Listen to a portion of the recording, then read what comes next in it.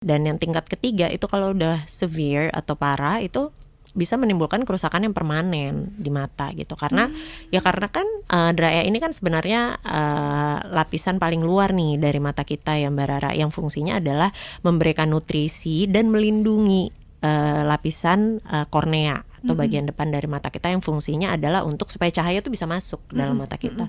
Jadi bayangin aja kalau misalnya pelindungnya nggak ada, otomatis kalau misalnya ada infeksi dikit dia akan mudah infeksi, iritasi sedikit dia akan mudah luka atau lecet, scratch. Dan kalau scratchnya itu didiamkan terlalu lama, dia bisa menimbulkan kerusakan yang permanen.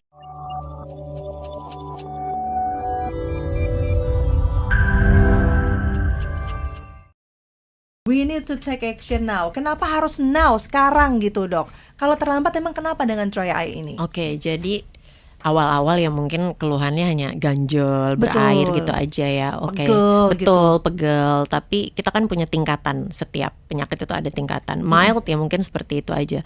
Tapi kalau dia udah mulai moderate, udah di tengah-tengah tuh dia udah mulai mengganggu aktivitas sehari-hari. Itu biasanya mostly pasien akan datang saat sudah di situ, saat udah mulai mengganggu aktivitas sehari-hari lah, kayak paling sering tuh dok, saya kayaknya di depan komputer setengah jam, aduh nggak nyampe setengah jam deh, 15 menit aja tuh saya udah nggak kuat, udah mulai perih, udah mulai ganjel, udah mulai silau, nggak enak banget dok. Atau paling sering tuh nyetir malam gitu, karena kan AC-nya kan kalau di driver seat itu pasti lebih deket ya sama AC dibandingin kalau kita di passenger seat gitu.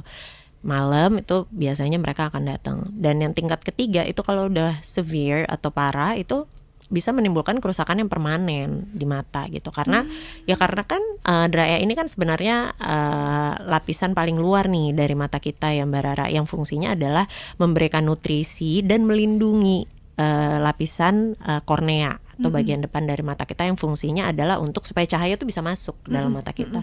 Jadi bayangin aja kalau misalnya pelindungnya nggak ada, otomatis kalau misalnya ada infeksi dikit dia akan mudah infeksi, iritasi sedikit dia akan mudah luka atau lecet, scratch. Dan kalau scratchnya itu didiamkan terlalu lama, dia bisa menimbulkan kerusakan yang permanen. Kerusakan permanen ya akan mengganggu penglihatan ujung-ujungnya gitu. Yang pasti juga nggak nyaman ya kalau kita biarkan terus gitu. Baik, tadi dokter katakan bahwa salah satu penyebabnya adalah kita terlalu terpapar dengan elektronik ya, gadget dan lain sebagainya, artinya radiasi. Dan sekarang sudah banyak dijual di mana-mana kacamata anti radiasi gitu. Terus kalau kita pakai, anak kita pakai dari kecil, apakah itu akan menjamin bahwa kita akan tidak terkena dry eye dok? Nah ini pertanyaan yang bagus sekali ya Mbak Rara ya, karena ini sebenarnya satu hal yang harus diluruskan sih ya, karena selama ini banyak nih yang berpikiran bahwa tapi kan saya udah pakai kacamata anti radiasi, dok kok masih kayak kena dry udah ngerasa aman sih banget gitu. Nih kalau udah pakai kacamata gitu anti kan, kayak radiasi. Pokoknya udah the best banget nih udah pakai ini deh, segala hal nggak bisa masuk gitu ya, aman. Ya enggak gitu, bahwa kacamata anti radiasi itu betul bermanfaat, tapi untuk memfilter cahaya supaya radiasinya itu tidak sampai ke retina atau bagian saraf mata kita. Tapi bukan dry eye. Dry eye permasalahannya bukan di situ. Dry eye terjadi adalah karena durasi. Makanya dari tadi yang saya tekankan adalah durasi atau lamanya. Jadi mau kita pakai kacamata anti radiasi kayak, mau kita pakai topi anti radiasi kayak, semua screennya dikasih filter apa segala macam, ya tidak akan bermanfaat untuk dry eye-nya kalau durasinya masih panjang gitu, tidak sesuai dengan toleransi dari pasiennya gitu.